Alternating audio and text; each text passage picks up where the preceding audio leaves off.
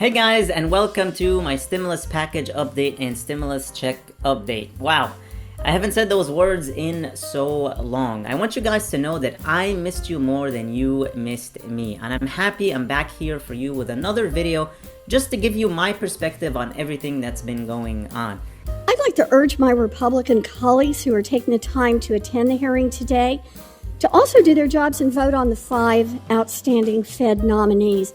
If you're going to talk to the witnesses today about inflation, for example, then you should be just as motivated to actually fight inflation by making sure that the Fed has all hands on deck. And that means voting these nominees through right now. So let me turn to my questions. During President Biden's first year in office, the economy added a record 6.6 million jobs, more jobs than those added in the first years of the past 4 Republican presidents combined.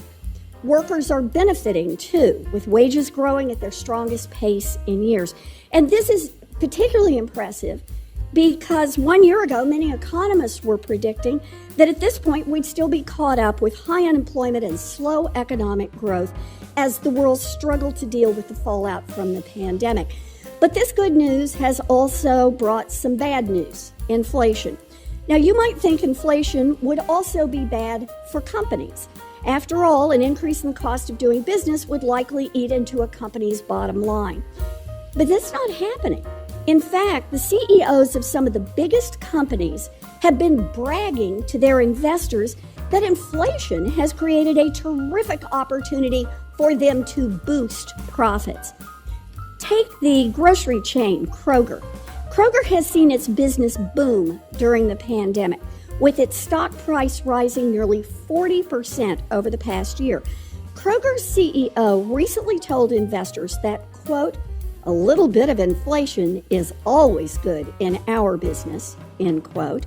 So, Dr. Boucher, would you agree that it's easier for companies like Kroger to raise prices in an inflationary environment because consumers are generally aware that prices are going up, and that lets companies hide behind inflation to expand their profits?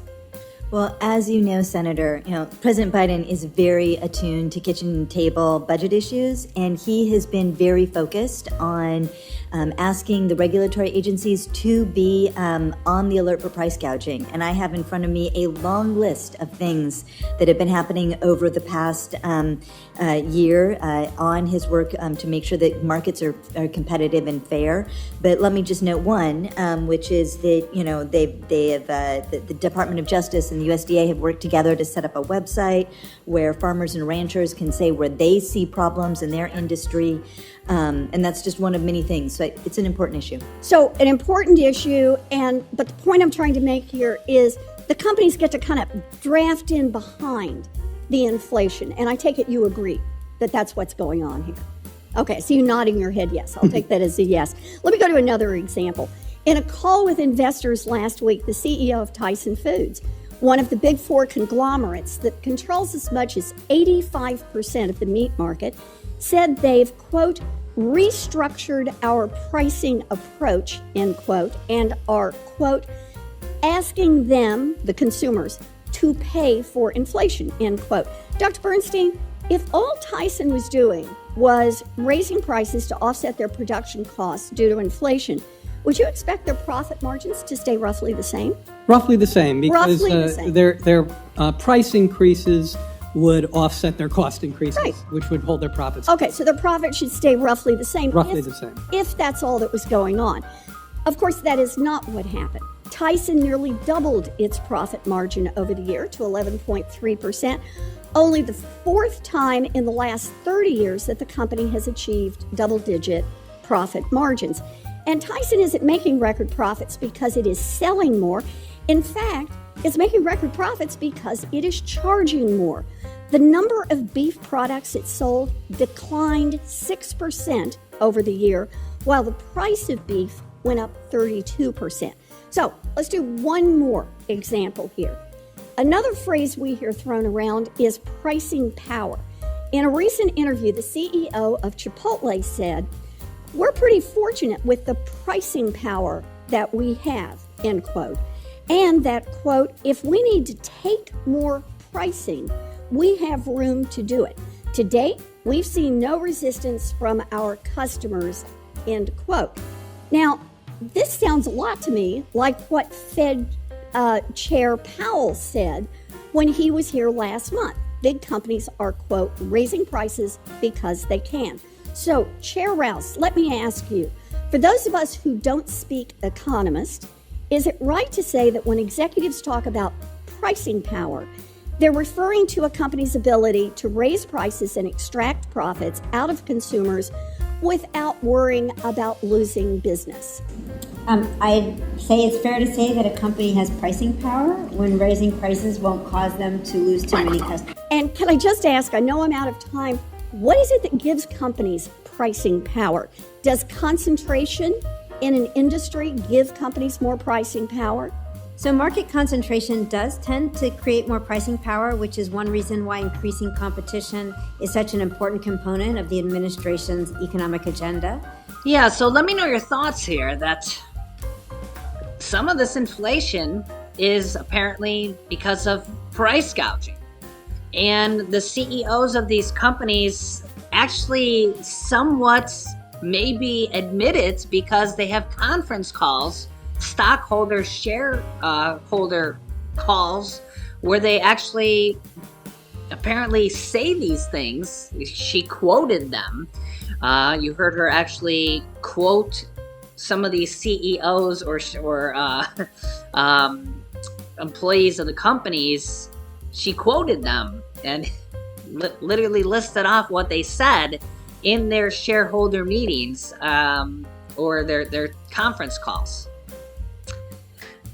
Yeah, so let me know your thoughts here on this. And the question is that will there be something that they can do about this?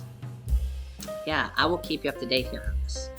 Next up, we got some more stimulus programs being approved here across the country. Here are a couple more going on here. Golden State residents, California residents, can receive, not the whole state, can receive $17,000 in guaranteed income pilot programs. Do you qualify? A new guaranteed income pilot program will soon be accepting applications for people to receive more than a year of free money. This program will target a specific group of adults in California. Eligible West Hollywood residents are encouraged to apply for a guaranteed income, also known as UBI, Universal Basic Income. It's basically monthly stimulus checks. If you've been watching my channel for a while, you know that there's monthly programs like this going on all across the country, and I let you know kind of when they open up in different cities. The city of West Hollywood will soon start their program testing out this program. Applications will be accepted starting Friday, February 25th. A small group of people selected at random from the application process will be eligible to receive $1,000 a month for 17 months. That's $17,000 per person in free money with no strings attached. Wow, and here's the cool thing about this group. Participants must live in West Hollywood and be 50 years or older. So it's basically for older adults and for senior citizens. Yeah, really cool there. I'd like to see more and more of those here open across the country here. More and more of that, because we know a lot of senior citizens and older adults here, people on fixed income. We want to see more and more of that. So definitely, let's see more movement on that as well. If you're from West Hollywood, just Google that program and look it up and apply ASAP. Next up, regulators approve a $90 electric bill credit for low-income Mainers, people from Maine. The one-time credit is expected to be applied automatically to about 90,000 customer accounts by March 30th. So an automatic type of stimulus being automatically credited here to 90,000 people in Maine. really, really cool there. These type of automatic ones are the best because they just show up and you're like, hey, automatic money. Yeah, those are really, really cool. The Maine Public Utilities Commission approved a one-time $90 bill credit Thursday for roughly 90,000 low-income customers of Central Maine Power and Versant Power to help offset increased electricity supply rates. Quote, there's no question this winter has hit a lot of Mainers very hard, and this relief that is being provided by outside sources with no adverse effect on other ratepayers, I think is a win-win, said Commissioner Chair Philip Bartlett during a meeting Thursday morning. The commission voiced unanimous support for the one-time credit, which is expected to be applied to qualified customers' accounts automatically this March. It will be paid for by the Maine State Housing Authority using funds from the Home Energy Assistance Program, or HEAP, for low-income residents. Yeah. Also, there might be more like this coming in other states here. I'll keep you up to date here, like this one. Check this out. Utility debt mounting for New Yorkers looking for help, but there is help available. The state-run Home Energy Assistance Program, or HEAP, for example, in New York, can provide up to $751 towards heat assistance. That's literally like a stimulus check, right? But eligible customers are only those who receive federal food stamps, temporary assistance, or Social Security benefits, or with income and household size factored in. But more than $373 million is available through HEAP. The State Office of Temporary and Disability Assistance, which runs the program, has issued about 1.4 million benefits for $208 million since October 1st, 2021 in New York alone. Regular HEAP doesn't cover arrears, but supplemental benefits can. Eligible households can have up to $10,000 paid directly to their heat providing utility company. Wow. That's a lot. I believe that's for arrears. Since September 2022, 104,000 people have received this benefit, with $166 million in arrears paid off just in New York. Wow.